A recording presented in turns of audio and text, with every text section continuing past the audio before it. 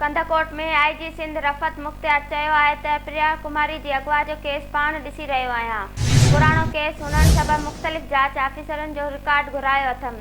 का बि अॻभराई थी त मीडिया खे आगाह कंदसि।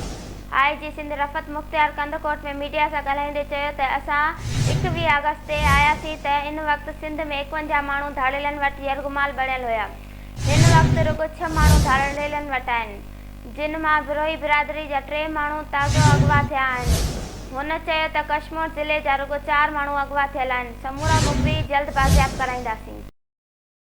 कश्मीर मां 45 ॾींहं अगवा थियल नौजवान सागर कुमार बाज़ियाब थी वियो आहे। सागर कुमार खे वारसनि हवाले कयो वियो। एसएसपी रोयल खोसो जो चवणु हो त सागर कुमार खे कच्चे जे घोड़ा घाट वारे इलाइक़े मां मुक़ाबले दौरान बाज़ियाब करायो वियो आहे। मुखबिर जी बाज़ियाब लाइ इलाइक़े जे चङनि मुड़सनि तरफ़ां राजोणी कोशिशूं बि कयूं वयूं। मुखबिर सागर कुमार बाज़ियाबी लाइ केतिरनि ई ॾींहनि खां कच्चे जे मुख़्तलिफ़ इलाइक़नि में ऑपरेशन हलंदड़ हुयो।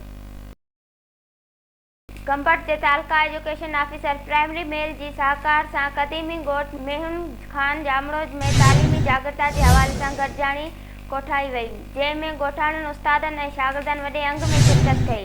गॾिजाणी में म्यूनिसिपल कमेटी गंबट जो वाइस चेयरमैन सैयद सजाद हैदर शाह बुखारी ऐं तालुका एजुकेशन ऑफिसर अब्दुल कयूम जामड़ो समेत ॿियनि वॾे अंग में शिरकत कई। तक़रीब खे ख़िताब कंदे अॻवाननि जो चवणु हो त तालीम इंसान जी टीं अखि आहे। तालीम उहो ज़ेवर आहे जंहिंखे को बि चोराए नथो सघे। पंहिंजे ॿारनि खे तालीम सां रोशनास करण लाइ खेनि सरकारी स्कूलनि में दाख़िल करायो, जिथे क़ाबिल ऐं महिनती उस्ताद मुक़रर कया विया आहिनि। भिटशा भरिसां ॻोठ वसी मुराद शाह जे रवासी पारां बाअसर ऐं पुलिस ख़िलाफ़ एहतिजाजी मुज़ाहिरो कयो वियो। पुलिस चोरी में मुलवस जवाबदारनि खे गिरफ़्तार नथी करे। बाअसरनि जी धुर बणियल आहे।